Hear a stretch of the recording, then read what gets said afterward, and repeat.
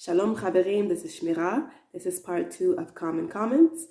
Today we will be discussing Biblical Hebrew versus Modern Hebrew. If you haven't seen part 1 of this series on Paleo Hebrew, I highly recommend that you see that video first and come back here.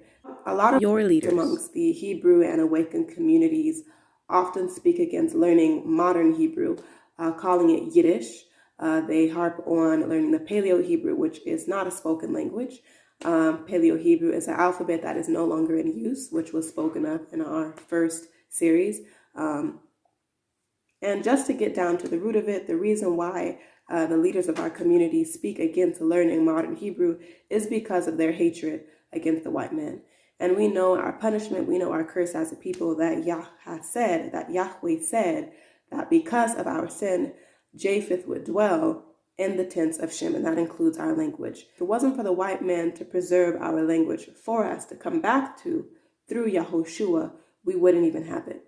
So there's a common saying that Eleazer Ben Yehudah revived Hebrew from the dead. And I beg to differ, that's false. Hebrew was never dead. It was always known, and I will show you why.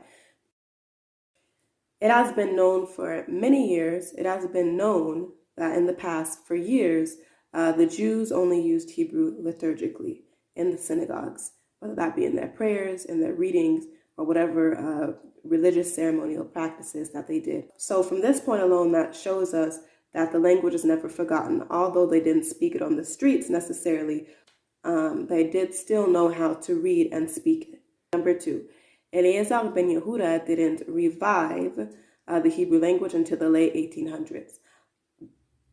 Before Eleazer was even thought of, 100 years earlier in the 1700s, there was a community of people. They were called the Haskalah. The Haskalah, they were located in Jerusalem, and they, as well as a community, began to start speaking Hebrew secularly out on the streets in their secular life outside of the synagogue. And Eleazer Ben Yehudah, basically, he forwarded it. Once again, this proved he didn't bring up Hebrew from the dead. He didn't revive Hebrew from the dead. It was already spoken 100 years earlier in Jerusalem, in communities throughout, in little pockets and communities in Israel, before he was even born. So now, what are the differences between biblical and modern Hebrew? One of the differences between biblical and modern Hebrew is the vocabulary. Modern Hebrew has a lot of new vocabulary. It's modern. It has to be able to cater to modern advancements and inventions. So for example, we have the word matzlema. Matzlema. The word matzlema is the Hebrew word for camera. Now, obviously, they didn't have cameras back in the biblical days, but they had to come up with a word to name this object.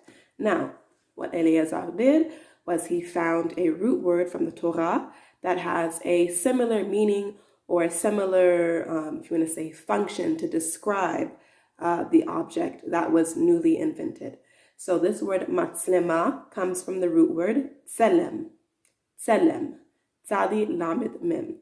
Tselem means image. It also can mean likeness, form, and I believe statue as well. So I have here, for example, Genesis 1:27. I'm reading here, and Yahweh created man in his image. In the image of Yahweh he created. Him, male and female, he created. In the Hebrew, Vayivra Elohim et ha'adam batzalmo. Batzelem Elohim bara oto zachar unekeva bara otam. So we can see these root words in Betzalmo and Betzelem. Both of these words have that same, both of these words consist of the root word tselem, that is also in matzlema. So we can see that there is a similarity, an image, a statue, some sort of form or likeness, that all of these descriptions, the camera is able to perform this function. I hope that makes sense. Another example I'll give you, ramzor. Ramzor. Ramzor comes from the root word remez. The word remez means to give a hint, to clue, to give a clue, to allure somebody, to elude somebody or something. And this is basically, and that is also what a stoplight does. When before the stoplight turns red or before it turns green. Oftentimes, usually you'll see the stoplight, it will start flashing, or maybe the yellow will come on telling you to either stop or to slow down. So all of these are giving you hints or clues while you're driving. And any words that these scholars weren't able to find in the Torah to describe new inventions, then yeah, they took words and pulled them into the Hebrew as loan words to cater to these new inventions that Hebrew could not describe. They also took, as I mentioned earlier, they took Arabic words. Just because they took Arabic loan words, it doesn't mean Hebrew is Arabic. You still can't comprehend that, those of you who are spreading this lie that Hebrew is Yiddish. But American English has Yiddish words. We got klutz, glitch, spritz, bagel, balabos. The word balabos is a Dutch, also Yiddish word for boss. So basically, according to what you all are saying about the Hebrew, English must be Yiddish. English must be Yiddish because we got Yiddish words in it. We speak Yiddish, y'all. I'm speaking Yiddish right now. It's silly, too. Also, obviously, been some change in accent. As we know, Israel today has been heavily influenced by European Ashkenazic Jews, as well as the Mizrahi Eastern Jews, but mainly the European, as they have dominated the land. Now, a little change in accent does not change the meaning of what's being said. I am now speaking to those of you who speak Lahashawan Kodash.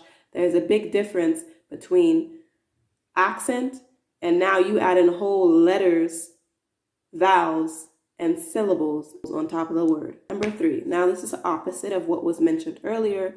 The modern Hebrew has a newer vocabulary, meaning the vocabulary is more complex. Now this means that the biblical Hebrew has a more simple vocabulary, as well as a more older vocabulary. So there are quite a bit of words that are not used today in modern or everyday speech in comparison to Old English versus New English. And last but not least, point number 4 is grammar. There are some small differences in the biblical versus modern Hebrew in the grammar, such as in the biblical Hebrew, the verb comes before the subject, versus in the modern, usually the subject comes before the verb. Not a big issue. There's also some small differences in how words might be conjugated, and there's a little bit of difference in the tenses in the past, present, future, and how we say them today in the modern. But those 3 things are neither here nor there. The context is still here. So I hope this has brought some clarity or understanding to those of you who may have been questioning learning the modern Hebrew. Is Hebrew, biblical Hebrew, modern Hebrew, it's the same language. And to help stop spreading this nonsense on modern Hebrew is Yiddish, which will be in our upcoming video. שיהיה לכם יום טוב, להתראות.